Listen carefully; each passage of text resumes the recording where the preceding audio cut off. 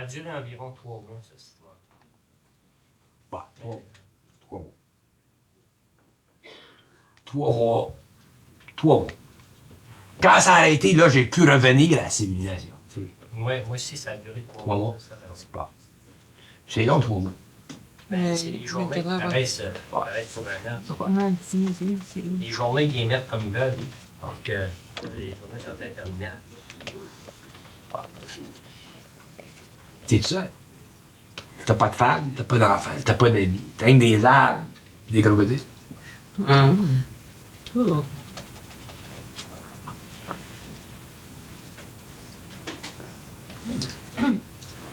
Mais dans un sens, t'as ce doute-là, mais t'es quand même protégé à un certain niveau. C'est comique. C'est comique. Possédé. C'est ça, Oui, tu c'est l'automatique, certain, je veux dire, tu peux pas. C'est totalement sur automatique. T'as un doute. Le doute provient du fait que t'es pas sûr. Mais il y a une partie de toi qui sait que c'est un jeu. Mais la partie de toi qui sait que c'est un jeu est pas assez forte. Faudrait pas le prendre de ça. Comme là, ma partie de moi, assez. Elle est forte. Et elle est là, ta force. C'est ça la force, la centricité, cette affaire-là. Tu viens. T'es tellement dans ta force, t'es tellement dans ta lumière que. Moi, Satan, vous venez chez nous pour le camp. Vous donnez du café. Voilà. Ta force. Parce que tu peux plus être joué, tu peux plus. Mais dans ce temps-là, tu l'as pas cette force-là parce que t'as pas souffert. C'est la souffrance qui donne cette force-là. C'est ça, c'est pas bien. Et il y a beaucoup la peur aussi. Non, il n'y a pas de peur quand t'es Non, mais je veux difficile. dire, le genre de crainte-là que l'on dit de ne pas savoir. La crainte de ne pas savoir, c'est une crainte spirituelle. C'est tout l'avancement, c'est toujours souffrir. Mon Dieu, moi, je trouve que c'est trop facile, ça a l'air. On va besoin de souffrir. Ah, vous souffrez? OK. Je suis content que vous me parliez de ça. Il y a la souffrance à imposer. La fusion, c'est imposé. Ça, il n'y a rien à faire, on n'en parle pas. Mais vous autres, vous avez la chance de ne pas souffrir quand vous allez ouvrir vos lumières. Mais vous ne pouvez pas ouvrir vos lumières tant que vous n'avez pas souffert un petit peu. Parce que pour ouvrir vos lumières, il faut que vous souffrez un petit peu. Parce que c'est quand vous souffrez un petit peu que vous ouvrez vos lumières. Vous comprenez ce que je veux dire? Moi, je l'ai eu mon voyage. Je tenais du feu. OK. Quand tu as ton voyage, là, quand tu commences à en avoir ton voyage, là, c'est parce que tes lumières commencent à s'ouvrir. Puis plus le temps passe, plus tes lumières souffrent. Plus tes lumières souffrent. S'ouvre. Quelque chose, c'est là. Oh, regarde, écoutez bien. On parle de spiritualité dans le monde. Hein? Bon. La plupart de vous autres, c'est des gens spirituels. Vous avez été spirituels. Vous êtes en haut. Tout d'un coup, il y a un yo-yo qui arrive un jour et il vous dit, il vous met tout sur la terre.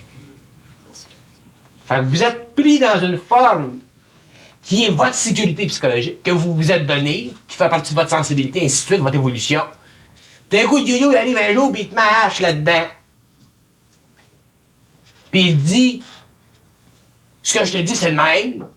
Clouez-les pas, tu verras. Fait que qu'est-ce qui arrive à vous autres? Vous vous êtes pas donné de support psychologique. Et vous êtes enlevé votre support psychologique. Moi, je vous l'enlève tout le temps, votre support psychologique. Parce qu'il fait partie des illusions d'affaires. Fait qu'automatiquement, si l'ego a plus de support psychologique, c'est qui arrive ici. Ben oui, puis non. Dans un sens, il est libéré, puis dans un sens, inconsciemment, c'est comme si tu t'attendais à ça. Ça dépend de l'ego. Là, je parle général. Souvent, je parle, si vous êtes franc, je peux parler pour deux. C'est pas ton cas. Puis il y en a, c'est leur cas. Ça dépend des cas. Vous n'êtes pas fait pareil. Toi, ça fait longtemps, t'es mis dans cette vibration-là, dans cette sensibilité, depuis que t'es jeune. Depuis que t'es jeune, que tu sens que t'es pas comme les autres. Depuis que t'es jeune, que tu sens que tu t'en vas quelque part, mais tu sais pas où, tu sais. Mais les gens ne sont pas tous de même. Les gens n'ont pas tous la même expérience. Parce que moi, quand je vous regarde, c'est comme si vous avez tous des numéros. C'est comme si vous êtes tous chiffrés de 1 à 10. Puis la plupart des gens que je rencontre sont chiffrés d'un petit numéro. Il y en a qui sont chiffrés d'un plus haut numéro. Autrement dit, il y a des gens qui sont plus sensibles intérieurement depuis le bazar. Puis il y a des gens qui se sensibilisent, qui commencent à se sensibiliser intérieurement. Surtout les vieilles générations. Fait que le passage n'est pas pareil. Moi, je ne vous parle pas de vos vibrations, je vous indique pas, je qualifie pas vos natures spirituelles ou vos natures occultes. Parce que je créerai d'autres formes. Mais je les connais. C'est là que, des fois, je vais vous dire quelque chose, ça ne s'applique pas à vous autres, ça s'applique à une autre personne, ou à une autre personne, ou à une autre personne. C'est pour ça qu'il y en a pour qui c'est très facile il y en a pour qui c'est très facile de m'entendre. Croteau, c'est un exemple.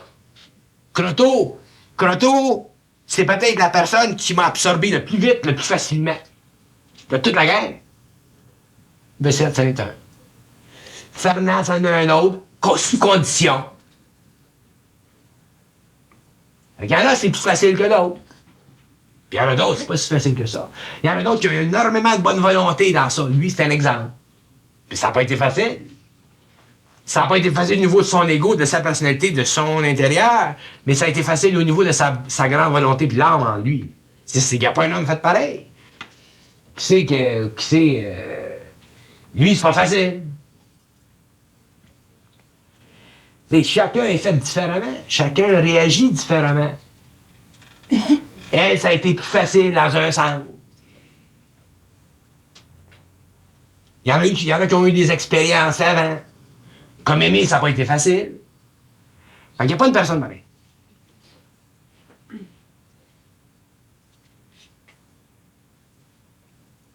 Parce que c'est pas un cadeau de se faire enlever le support qu'on a pour en être donné aucun, pour qu'on découvre le réel. Pas facile.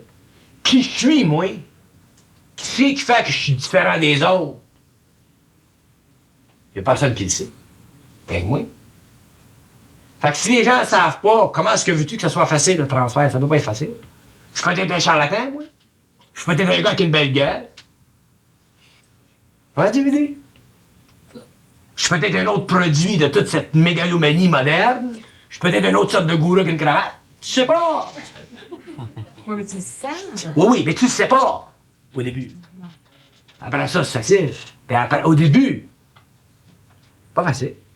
Tu marches par tes radars, finalement. Ouais. Quand tu as du radar, mais les gens n'ont pas tous le même radar. Oui, mais les gens qui sont ici, là, quel que soit leur tempérament, leur personnalité, je veux dire, c'est parce qu'ils ont senti quelque chose. Oui, d'accord. Après. Au début, c'est pas facile. Qui qui ont eu. Quels sont. Chiasson, c'est un exemple. Chiasson, au début, on se rappelle notre histoire. Pourtant, Chiasson, aujourd'hui, c'est. Chiasson, aujourd'hui, c'est ouvert. Que. Moi, je me mets dans votre place. Puis je trouve que pour des gens. Croteau, c'est facile. Croteau, il se promène dans l'astral, il se fait 10 ans. Fait que tu comprends avoir un autre ou pas avoir un autre, ça ne change rien. C'est facile pour Croteau, mais c'est pas la même chose pour tout le monde. Il faut faire l'autobus. Pas facile. C'est pour ça que quand je regarde le monde, jouer une sorte de courage. Le courage, il vient de l'âme. Jouer une sorte de courage. Puis c'est ce courage-là que je trouve beau dans l'homme. C'est la seule chose que je peux vous donner. Si vous me demandez à moi qu'est-ce que tu penses de nous autres, je dirais, je trouve que vous êtes courageux. De pouvoir vous faire enlever tout ce que vous avez, puis le faire remplacer par rien. Mais parce qu'on sent que c'est là notre destinée. Oui, d'accord. Mais je te parle du rapport. Oui. C'est évident que tout doit arriver à vous autres. On n'a plus le choix.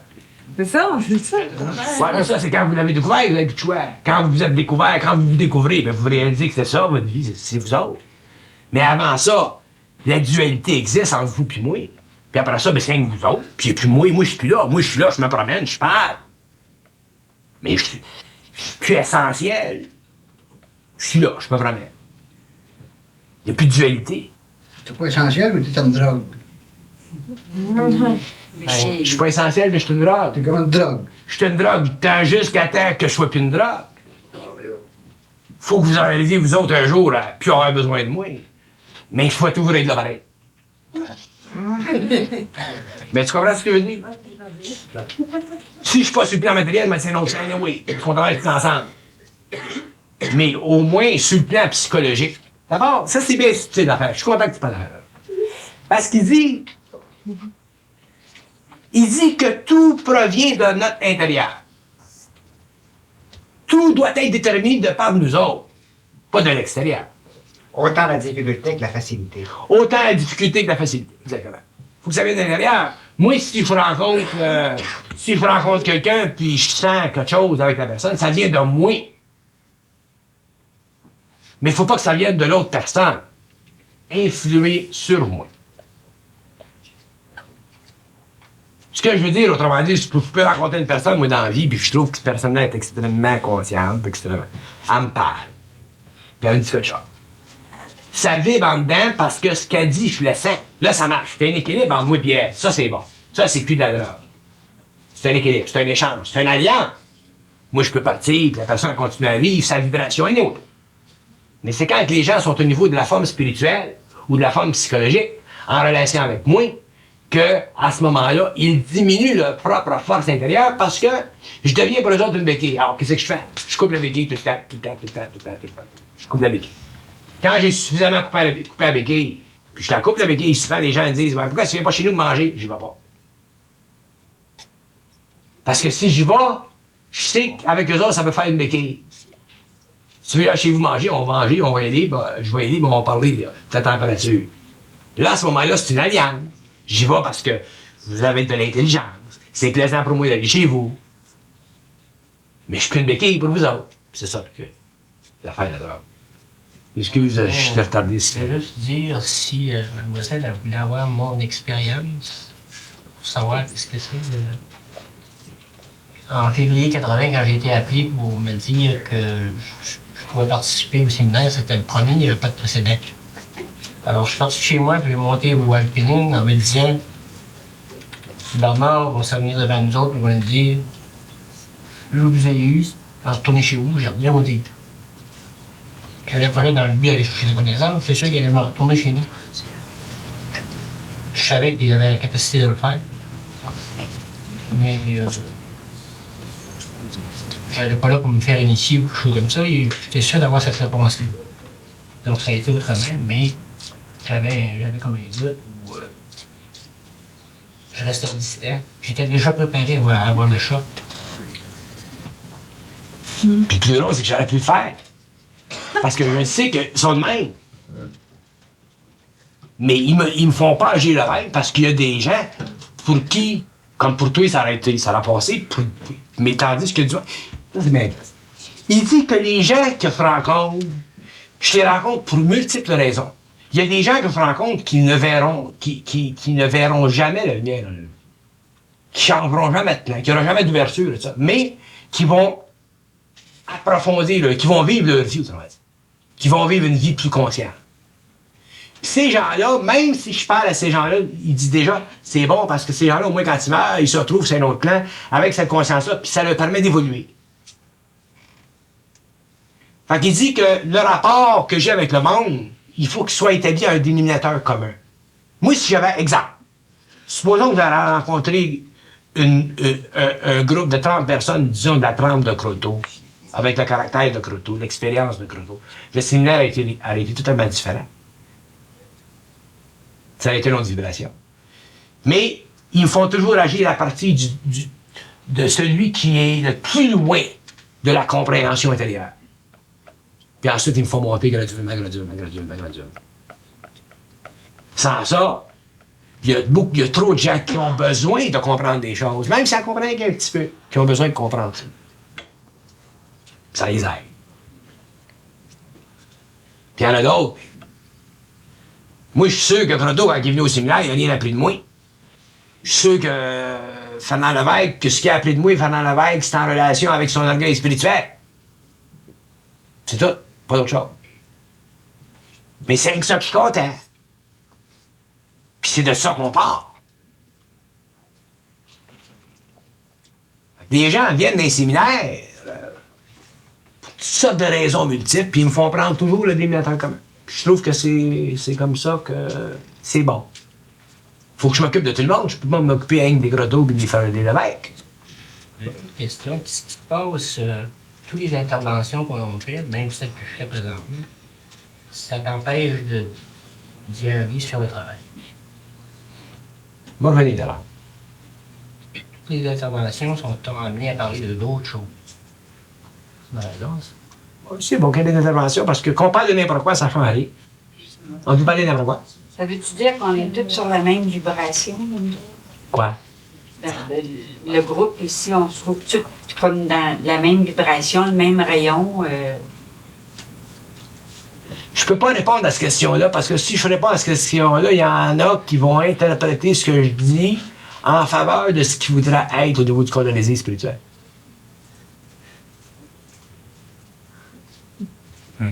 On est où, Lévi?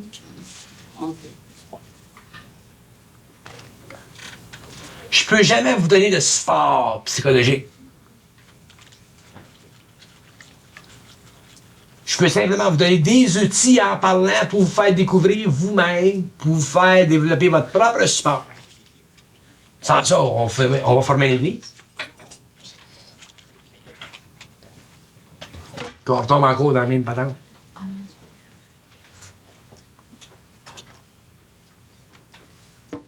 Puis encore, il y a des choses que je ne peux pas vous dire en public, puis si j'étais seul, je vous le dirais. Tu sais, c'est tout.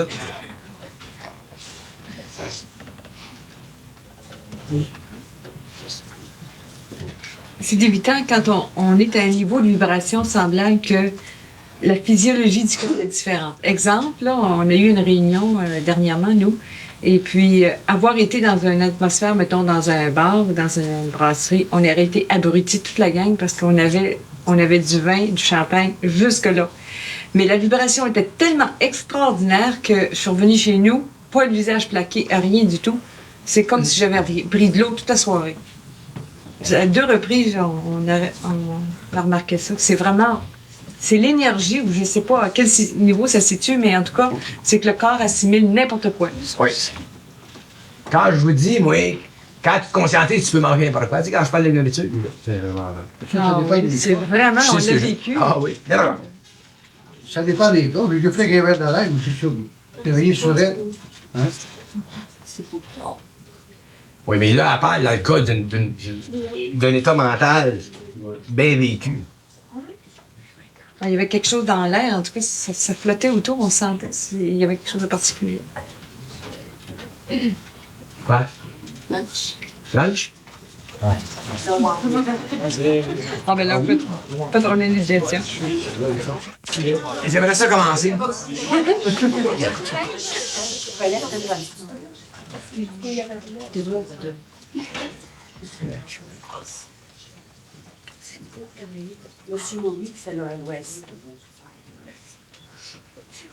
Le sujet que je veux éclaircir un peu, c'est un sujet qui est très difficile parce que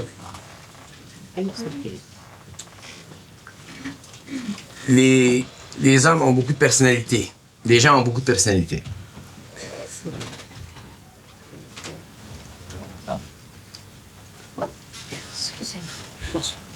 Entre les hommes qui se conscientisent,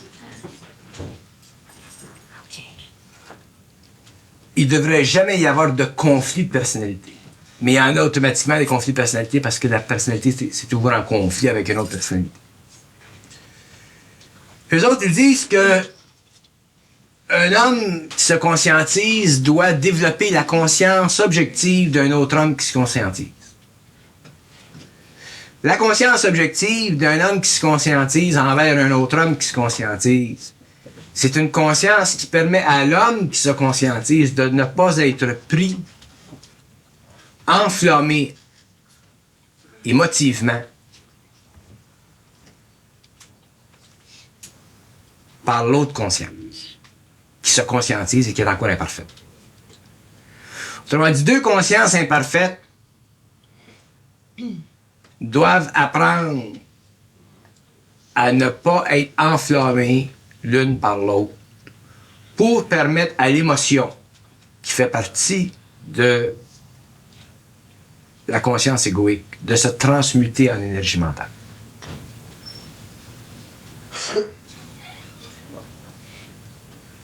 Et il y a des gens qui... D'abord, il n'y a pas 2 personnes pareilles. Il n'y a pas 2 personnalités pareilles. Puis 2 personnalités ont toujours raison. mais ne sont pas parfaites. Et lorsque deux personnalités ont raison et ne sont pas parfaites, les deux personnalités qui ont raison doivent réaliser qu'elles n'ont pas raison. Comprenez-vous, Julie? Deux personnalités ont raison dans ce sens que tout ce que tu fais, c'est correct. Tu agis toujours suivant ta vibration. Ta vibration n'est pas ajustée, alors tu n'agis pas toujours avec précision. Autrement dit, tu n'agis pas toujours en relation avec l'énergie de l'âme, tu agis souvent en relation avec la personnalité, les émotions de la personnalité. Mais une personnalité qui sait, qui comprend que l'autre personnalité est un outil à son développement, apprend à ne pas vibrer lorsque l'autre personnalité vibre en dehors de la perfection. Eux autres, ils appellent ça l'objectivité de conscience. Alors, il y a un exemple, j'ai lu un exemple parmi vous autres, là, Croteau puis Malenfant quand ils se parlent. C'est la guerre et c'est la paix en même temps. C'est la guerre parce que les mots sont durs, l'énergie passe. Mais les deux personnalités ne se prennent pas au sérieux, de sorte qu'ils s'amusent ensemble. C'est probablement le meilleur exemple que j'ai des gens que je connais pour moi. Elle a une gueule de fer, puis lui, il a une réplique, puis elle a une réplique, fait que ça n'arrête pas. C'est plaisant parce qu'on peut sentir par la vibration qu'il n'y a aucune animosité. Il dit que deux personnalités qui n'ont pas d'animosité peuvent laisser passer l'énergie suivant leur tempérament et leur caractère, du moment qu'elles ne se prennent pas au sérieux. À ce moment-là, mais ça donne la couleur. Avec le temps, les mots s'ajustent anyway, mais au moins les personnalités ne se prennent pas au sérieux. Il dit que c'est bien important ça parce que avec le temps, avec les années, puis avec les alliances que vous allez former ensemble, si vous n'arrivez pas à objectiver votre conscience au niveau de votre personnalité, il y aura toujours des gens parmi toute cette foule de gens-là que vous ne pourrez pas sentir. Puis s'il y a des gens que vous ne pouvez pas sentir, c'est parce que vous n'êtes pas encore suffisamment mûr dans votre conscience. Une personne qui est mûre dans sa conscience, ça peut sentir n'importe qui parce qu'elle n'est pas empluée par la personnalité de n'importe qui. Et non. Il y a des gens qui sont faciles de personnalité. Il y en a qui sont plaisants. Il y a des gens qui sont plus difficiles de personnalité. Il y a des gens qui ont effectivement des rapports de personnalité qui sont difficiles. Ça, il dit que c'est bien important de comprendre ça parce qu'il va venir un point où vos personnalités les personnalités qui s'infligent de la turbulence vont être obligées de dépasser cette turbulence-là pour arriver à un niveau supérieur de vibration. Une personnalité devra toujours être libre d'une autre personnalité. Puis pour qu'elle soit libre d'une autre personnalité, il faut qu'elle soit libre d'elle-même. Autrement dit, il ne faut pas qu'elle se prenne au sérieux. Et il dit que tout le monde a raison parce que tout le monde est dans une vibration quelconque. Mais la raison n'est pas manifestée d'une façon parfaite parce que les corps ne sont pas ajustés. Fait que les personnalités ne devraient pas se prendre au sérieux, puis les personnalités ne devraient pas accuser les autres personnalités de telle chose, de telle chose, de telle chose. Sans ça, ça développe constamment de l'attention, de l'attention, de l'attention, de l'attention. Puis automatiquement, éventuellement, si les personnalités n'en arrivent pas à cette harmonisation en relation avec la compréhension du principe de la conscience, il demeurera toujours dans les personnalités une forme d'orgueil. Et s'il y a une forme d'orgueil dans les personnalités, éventuellement, eux autres, l'âme va être obligée de la mettre à terre, de la détruire. Sur le plan des âmes, on peut toujours jouer, on peut toujours manipuler l'énergie entre les autres par les formes. Mais quand on rentre au niveau de l'âme, c'est que ce qui va arriver, c'est que les personnalités, si les personnalités développent trop d'orgueil, le mouvement d'énergie va être vertical de l'âme à ces personnalités-là, puis les personnalités vont souffrir énormément pour que se détruise ce fléau qui fait partie de l'inconscience de l'âme. On ne peut pas se permettre, en tant qu'être conscientisant ou être qui se conscientise, de ne pas voir les illusions de nos personnalités. Mais on peut se permettre et on doit en arriver à être suffisamment flexible pour pouvoir absorber totalement une autre personnalité. Parce que les personnalités qui sont dans nos vies sont là pour qu'il y ait un travail qui se fasse. Puis quand une personnalité est capable d'absorber une autre personnalité sans vibrer au niveau psychologique, humain, émotivement, à ce moment-là, cette personnalité-là grandit très vite. Et il se crée en elle des forces qui vont directement de l'âme à l'ego et qui soulèvent l'ego vers l'âme et qui soulèvent la personnalité vers l'esprit de l'ego qui se forme dans ce processus-là. Puis, c'est normal, il dit qu'il y a des conflits entre des personnalités. C'est normal, on est des âmes. Un jour, cette normalité-là doit être totalement transmutée pour qu'elle disparaisse totalement. C'est deux êtres conscients ou qui se conscientisent ne peuvent pas être dans un choc constant au niveau de la personnalité. Parce qu'éventuellement, les vibrations vont changer. Puis quand ils changent, quand même que vous vouliez ou que vous ne vouliez pas, ils vont vous faire passer des changements d'affaires. Parce qu'ils sont anti-égaux. Ils sont anti tout ce qui retarde l'évolution de l'homme. Alors, soit qu'ils séparent les personnalités, ce qu'ils peuvent faire, les séparer complètement, créer un choc entre les personnalités pour qu'il se développe une antipathie entre les personnalités, pour pas que les personnalités se rencontrent. Pour qu'une personnalité aille à son évolution et l'autre aille à son évolution, ou les rapprocher les personnalités pour que se brûle ce matériel-là entre les personnalités qui est astral, qui est lié à l'orgueil personnel, qui est lié à qui est lié à la façon dont on voit la personnalité des choses de l'autre personnalité, pour que ça se brûle complètement. Ils peuvent faire un ou l'autre, mais éventuellement, ça se fait. On n'est pas sur le plan matériel quand on rentre en relation avec l'énergie de l'âme pour effectuer sur le plan matériel une mise à point de ce que l'on pense qu'on sait. On est sur le plan matériel pour faire l'expérience de plus en plus parfaite du rapport entre l'âme et l'ego qui universalise les âmes et qui ne les divise plus.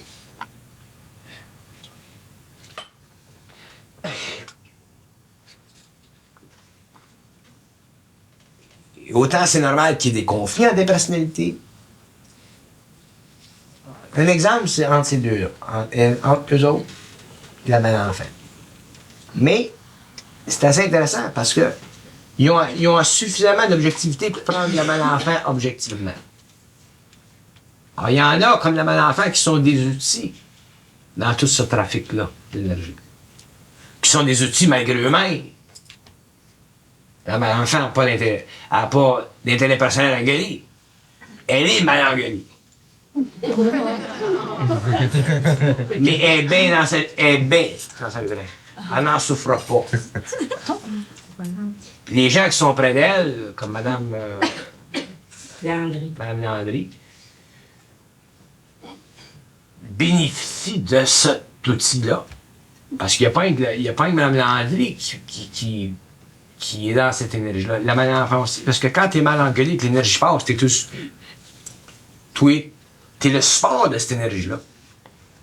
Vraiment dit, mais est un outil, mais quand ça te passe dans le corps, t'en arrives à un point où ça te fait plus rien, mais il y a un point où ça sent aux autres, tu devrais bien être un petit peu plus. Fait qu'être un outil ou être l'opposé d'un outil, c'est la même chose. Que ce soit la bonne enfant ou que ce soit l'autre, il y a un travail de l'âme qui se fait. Ah, si ma bonne enfant la prend objectivement, elle grandit. Puis elle essaie d'outils. Fait qu'il y a un rapport entre les deux personnalités. Les personnalités n'appartiennent pas à l'ego. Il faut que les personnalités apprennent avec le temps que leurs valeurs sont simplement des valeurs qui sont substituées à l'âme tant que l'ego n'est pas uni à l'âme. Une fois que l'ego est uni à l'âme, l'affaire de personnalité, tu sens plus ça, personnalité. Il y a un canal qui est formé entre l'âme, l'ego et la personnalité, puis ça marche, l'énergie part. Les gens qui peuvent prendre de la personnalité objectivement grandissent dans la vibration. Alors, si une personnalité est est antipathique à une autre personnalité, le travail qui se fait quand les deux personnalités se choquent, c'est un travail extraordinaire. Seulement si l'ego reconnaît l'objectivité de la conscience. Si l'ego ne reconnaît pas l'objectivité de la conscience, éventuellement, il va y avoir une débandade. Les deux personnalités vont se séparer. Il n'y aura pas d'entente, il n'y aura pas d'harmonisation, et les égos ne bénéficient pas de l'augmentation du taux vibratoire dans le mental. Parce que l'expérience est vécue sur le plan émotionnel.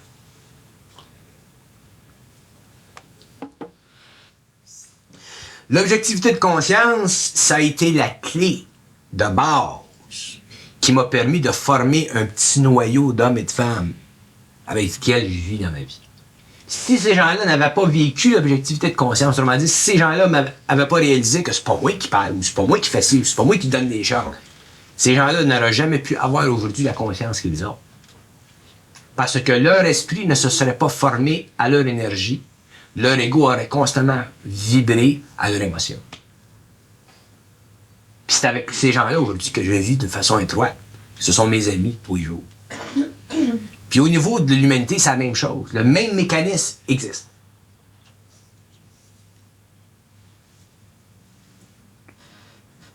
Le même mécanisme, c'est un mécanisme universel. Parce que c'est un mécanisme qui détruit la personnalité subjective pour donner à l'homme une personnalité objective qui est une façon parfaite sur le plan matériel à l'âme d'exécuter ses travaux. C'est extraordinaire quand on comprend l'objectivité de conscience et qu'on peut vivre l'objectivité de conscience. Et à partir de ce moment-là, il est impossible à l'homme de se former des ennemis.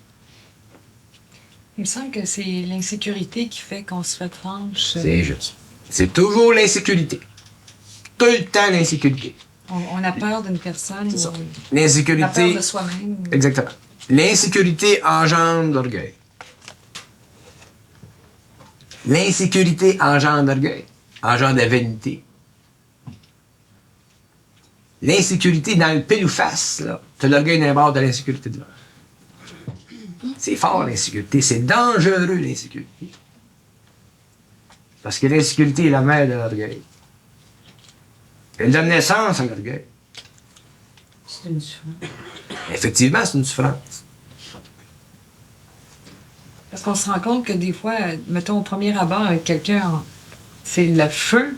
Puis finalement, connaître la personne, puis quand mettons, on est plus sûr de soi, ben ça peut être très positif parce que c'est des éléments créateurs. C'est Mais est-ce qu'on peut avoir l'inverse aussi, qu'à un moment donné, tu as l'impression que tu es dans la même vibration que quelqu'un, ça va marcher X années, tout à coup, ça marche pas?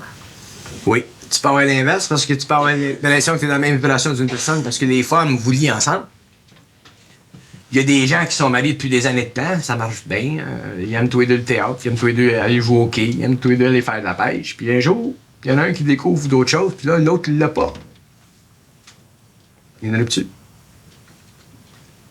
Puis il y a beaucoup de gens qui sont liés comme ça au niveau des femmes, ça marche. Aussitôt qu'une personne avance au-delà d'une femme, là, il n'y a plus de pont, là. C'est exactement ce qu'il y a. Il y a une chose que je voulais dire juste avant que vous disiez ça. Comment est-ce que vous m'avez demandé ça, cette question-là? C'est parce qu'elle disait que des personnes qu'on n'aime pas, là, si on s'attarde à les découvrir, ça vient que sont plus sympathiques. Là. Ouais. Mais j'ai dit, ça pourrait être l'inverse. Que... Aussi, oui. Oui, parce que c'est tous les deux basés sur des femmes.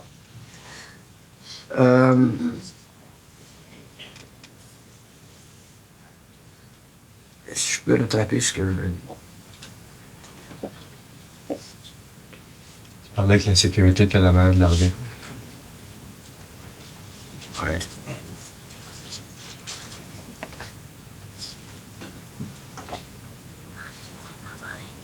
Ça sert à rien, quand même. Bon.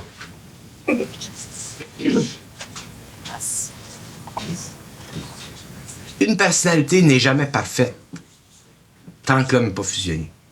C'est évident qu'au fur et à mesure que les alliances se forment parmi les hommes, il y aura toujours des petits aspects d'une personnalité qui n'est pas ajustée. On la sent de temps en temps. Mais si on a l'objectivité de conscience, ça nous permet, sur le plan matériel, avant la fusion, avant l'ouverture du troisième œil, d'avoir une alliance parfaite avec les hommes.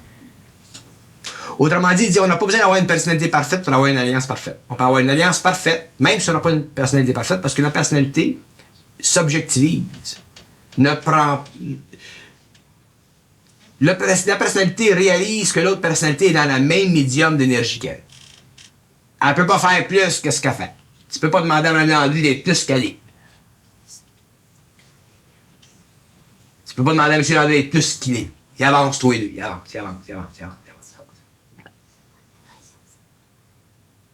Si un prend la personnalité de l'autre objectivement, puis l'un prend la personnalité de l'autre objectivement, ça s'ajuste avec le temps. Mais il faut le savoir. Puis quand on sait, on en prend conscience. Quand on en prend conscience, les vibrations s'ajustent. Et ainsi de suite. Eux autres disent que c'est très triste de leur monde de voir comment et pourquoi et jusqu'à quel point les gens se déchirent.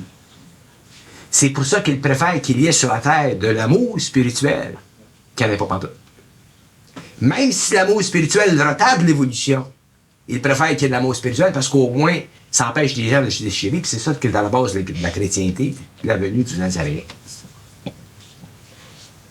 Parce que même si dans l'amour spirituel, dans l'amour psychologique, les gens s'unissent à l'intérieur des formes, au moins ils ne se déchirent pas. La nature animale de l'homme ne prend pas le dessus. C'est ça qui a donné la civilisation. Mais quand l'homme se conscientise et que l'homme connaît les illusions de la personnalité et qui est dans l'axe de lumière qui est formé par l'âme de personnalité l'ego, à ce moment-là, il devient extrêmement sensible aux conflits de personnalité.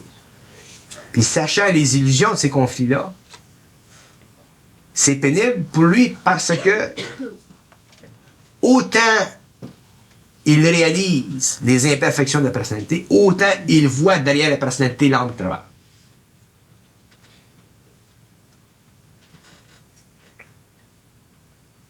Puis il dit que c'est pour ça que c'est impossible à l'homme sur la Terre d'être fraternel dans le sens cosmique ou occulte du terme. Être fraternel avec un être, c'est être en harmonie psychologique et vibratoire avec cet être-là, même si on sait que cet être-là n'est pas parfait. Parce que si t'as pas de même, dans l'évolution, il y a une hiérarchie. Il y a des êtres qui sont plus perfectionnés que d'autres. Mais à un certain moment, faut plus qu'il y ait de division ou de séparation ou de comparaison possible entre les êtres. Faut qu'il y ait une unité totale, une universalité totale. Alors, ça peut plus être au niveau de la personnalité, ça peut plus être au niveau de l'ego ou de la créativité de l'ego. Faut que ça soit au niveau de l'âme. Pour que les personnalités réalisent dans l'autre personnalité cette universalité des âmes, faut que les personnalités soient dévêtues, c'est-à-dire qu'il faut que les personnalités apprennent à se prendre objectivement, et dans ce processus-là, elles se dévêtissent. Sans ça, la personnalité garde toujours des enveloppes et des enveloppes et des enveloppes de formes, de sentiments, d'émotions quelconques qui empêchent un rapport étroit avec l'autre personnalité. Comment voulez-vous que les hommes puissent rencontrer les hommes d'une façon universelle s'ils ne comprennent pas ça? C'est à la source de tous les conflits dans le monde, à tous les niveaux. Les nations, même, ne se rencontrent pas à cause de la personnalité. Ça peut se faire seulement sur le plan individuel. L'objectivité de conscience, c'est la garantie de la fraternisation de l'homme. C'est la grande garantie. C'est pas toujours avec les gens qui sont faciles que ce phénomène-là est mis en relief. C'est avec les gens qui sont pas faciles. Toi, t'es un exemple.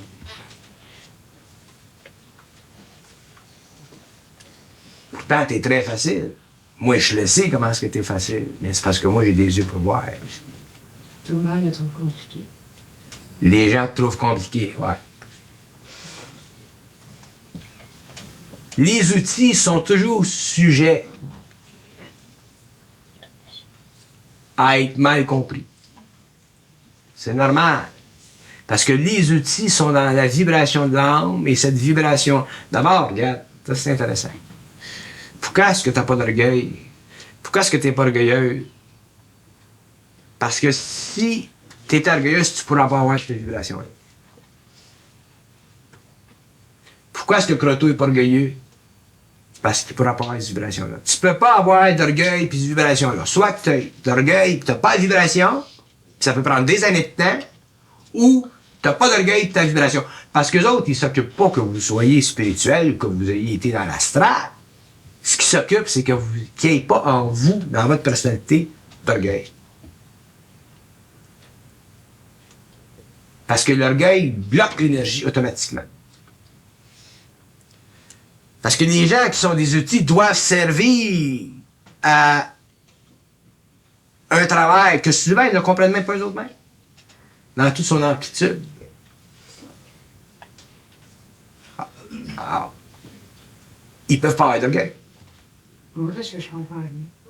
C'est ça. Ouais, c'est ça. Tu comprends un petit bout, tu comprends? Ils ont rien pour l'envers. Ouais, il n'y a rien comme là. On est qu'à vivre.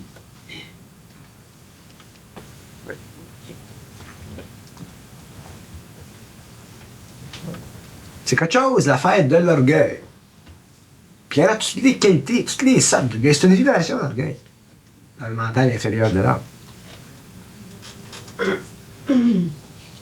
Puis, tu sais, on dit souvent dans les vieux textes, on dit tous les plans de Dieu sont incompréhensibles, Seigneur.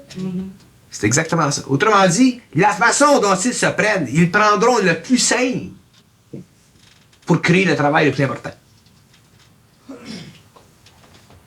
Puis ça, je vous le dis, c'est de même. Les forces occultes, les forces de la lumière ne travaillent jamais selon les intentions ou les désirs de l'homme. Jamais, jamais, jamais, jamais, jamais. Vous avez des histoires dans les textes ésotériques depuis des siècles. Parce que les lois de la lumière ne sont pas des lois psychologiques, ce sont des lois vibratoires. Pas des lois psychologiques. Regarde le frère André. Pas d'éducation. Un niaiseux. Regarde les saints, des balayeurs, des nettoyeurs de toilettes. Ils balayaient des monastères. C'est toujours la même histoire. Toujours des gens saints, pas d'orgueil.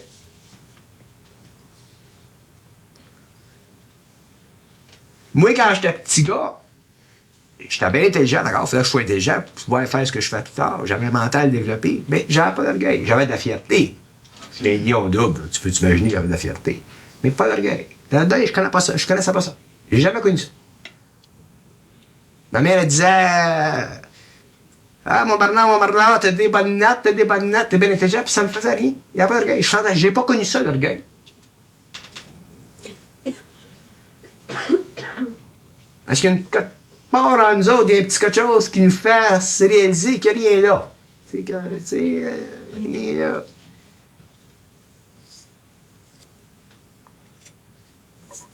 Comme les 7 péchés quelque chose, on dit plus souvent c'est l'inconscient. Les 7 péchés quelque chose, on appelle c'est inconsciemment. L'orgueil, c'était. Continue là. Donc, je comprends, on dit l'orgueil, l'avarice. On fait ça les 7 péchés quelque chose, mais le plus souvent, ça arrive plus souvent inconsciemment. Oui, effectivement. Mais ils sont là pareil. Ouais. Ça fait partie de l'inconscient. C'est la fondation de l'inconscient. Ça engendre tout ça de l'inconscient. On dirait que l'orgueil, on vient au monde avec ça. C'est une partie, c'est une imperfection. L'orgueil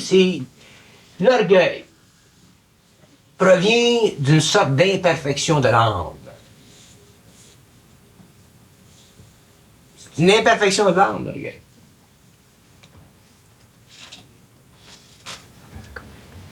Fait que si l'âme veut se parfaire là-dedans, qu'est-ce qui se passe? Elle est obligée de soumettre l'ego à des tests psychologiques. ou des tests vibratoires pour élever la vibration de l'ego pour qu'elle puisse se réfléchir parfaitement dans l'ego. Oh, ça c'est bien intéressant. Il dit que l'âme ne peut pas être totalement parfaite tant qu'elle ne s'est pas réfléchie parfaitement dans l'ego. Réfléchir veut dire quoi? Réfléchir dans l'ego.